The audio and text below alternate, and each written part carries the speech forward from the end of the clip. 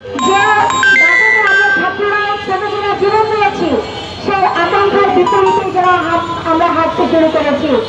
আমরা তার শুরুতে তারাই লক্ষ্য করেছি যে কিভাবে করে শিক্ষা ব্যবস্থা ঢেলে সাজানোর কথা ছিল, সেই শিক্ষা ব্যবস্থার উপরে একের পর এক আক্রমণ এসেছে।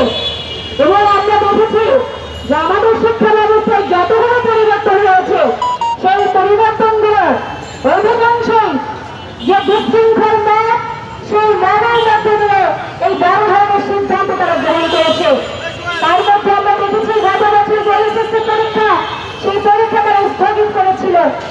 আমরা দেখেছি যে আমাদের পাঠ্যপুস্তক এবং আমাদের যে কারিকুলাম, সেই কারিকুলাম এবং পাঠ্যপুস্তক যে পরিমার্জন কমিটি, সেই কমিটি তারা ব্যবহার মুখে এবং যে আজকে যে ওই মৌলবাদী হাসপাতালের ভয়ে সেই কমিটি তারা বাতিল করেছিল। আমরা দেখেছি ঢাকা বিশ্ববিদ্যালয় থেকে ছাত্রকে পৃথকীকরণ করার যে সিদ্ধান্ত, সেটাই তাদের কারণে হয়েছে। এরকম করে আমরা শিক্ষা ব্যবস্থার ক্ষেত্রে যতগুলো সিদ্ধান্ত দেখেছি সেগুলো বিশৃঙ্খল তাদের কারণে সৃষ্টি হয়েছে।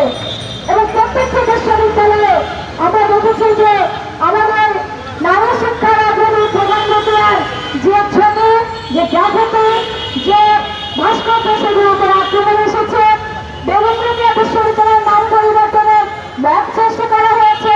অর্থাৎ আমরা তো চেয়েছিলাম একটি বৈষম্যহীন সমাজ, একটি গণতান্ত্রিক সমাজ, যে